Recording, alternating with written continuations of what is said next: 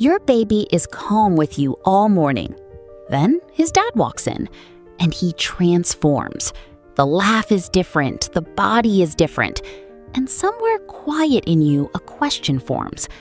Why does he act like that with him and not with me? This video will not tell you that one of you is doing something wrong. It will show you what that difference actually is, because the answer is not about preference. It is about two different ways your baby feels safe with each of you, and both of them matter.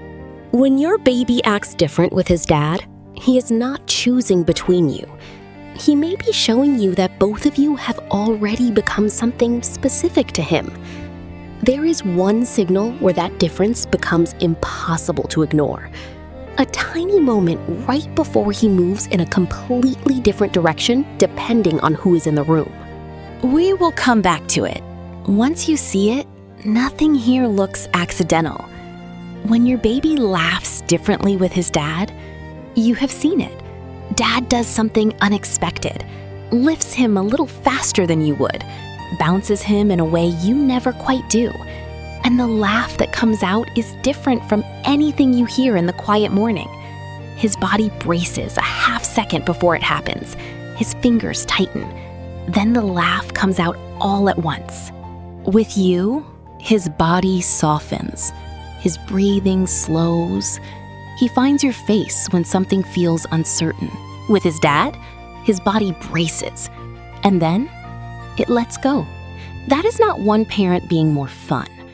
That is two different kinds of safety, living inside the same baby at the same time. He braces because he expects surprise. He laughs because the surprise does not cross into fear. That is a precise signal, and most people walk right past it. Before I show you what comes next, I need just one moment of your attention. Drop your baby's name in the comments below. If you have seen that laugh, that bracing body, those fingers holding on before he lets go, you are already watching something most people never stop to read. His name below. Because right after this, I want to show you what happens the moment something goes wrong. And that next part changes the whole picture. When your baby falls and dad is right there, you know this moment. He trips, makes the small sound before the cry, and dad is close enough to reach him in one step. But before dad even moves, your baby has already turned. Not toward the closest arms, toward yours. His whole body rotates in your direction, arms coming up, eyes finding you across the room. You thought this meant he loved you more. It may mean something slightly different than that. His body did not choose based on distance. It chose based on function. When something goes wrong, his nervous system reaches for the place it has mapped as the regulation landing.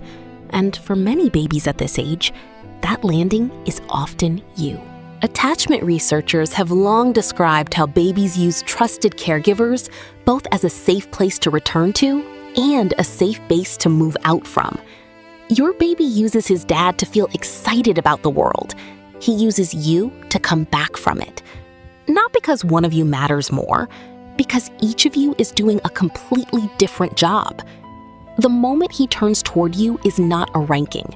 It is a map, and you are on it in a very specific place. That same map shows up in a moment that looks like the opposite. When your baby explores farther the moment his dad walks in.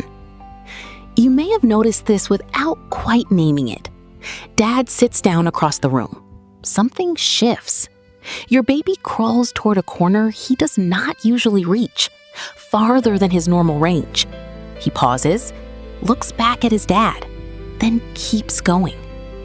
He is not ignoring you. He is using a different signal to decide how far the world extends today. When dad is present, that radius grows, not because you were holding him back, because his dad's specific kind of presence tells his nervous system that the territory is expandable, safe in a wider way. Mary Ainsworth described this as the secure base effect. The baby who has a reliable attachment figure nearby does not cling. He goes farther. With Dad in the room, the world gets slightly larger. And there is one specific moment right before he goes that tells you exactly how he decides. Here it is. The signal we said we would come back to. Before your baby crawls towards something new, before he reaches for the unfamiliar toy or moves toward the edge of what he knows, there is a moment, a small one. He stops, he turns his head, and he looks at his dad's face. Not your face, his dad's. He is not asking for permission. He is reading a signal. And which face he checks can shift depending on who created the energy in the room. Developmental researchers call this social referencing. Before entering new territory, babies scan the faces of the people they are attached to for emotional information. Sometimes, when something feels uncertain, he may check your face for calm. And sometimes, when Dad has been the one creating the playful energy, he may check his dad's face for the next signal, not because the roles are fixed, because his body is already tracking who is doing what in this moment. That is the tiny moment, right before he moves in a different direction, depending on who is in the room. You were watching it all along. You just did not have words for what it was. When your baby brings something to show his dad, the toy he has been holding for 10 minutes, the block he just figured out, he carries it across the room and holds it up toward his dad's face. Then he waits. He is not performing. He is checking for a specific kind of response. The kind that says, what you just did was worth doing. Your excitement was right. Go again. His dad's reaction does not just reward the moment, it shapes the pattern. When that response comes back warm and immediate, his body starts to learn something important. My excitement can be shared. He will bring the toy back. He will do it again. He will look up to check if the reaction held. That is not attention seeking. That is a baby learning that his excitement can be shared. And all of this builds towards something. There is one more piece, and it is the part most people walk right past. The piece most people walk past is not one of the moments we just named. It is the space between them. Watch your baby on a day when both of you are in the same room. He goes to his dad, plays, that bracing body and the full release. Then at some point, without anything going wrong, he simply turns and comes back to you, settles for a moment, then turns toward his dad again. No crying in either direction, no distress at the transition, just movement, easy, back and forth, like both of you are already inside the map his body carries. That ease is not indifference. It may be the clearest signal of all.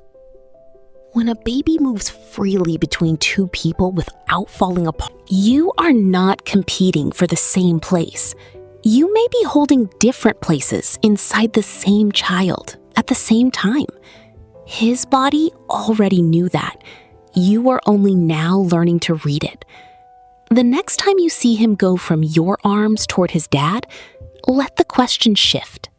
Not, does he love him more today? But, what does he need in this moment? And does he feel safe enough to go get it?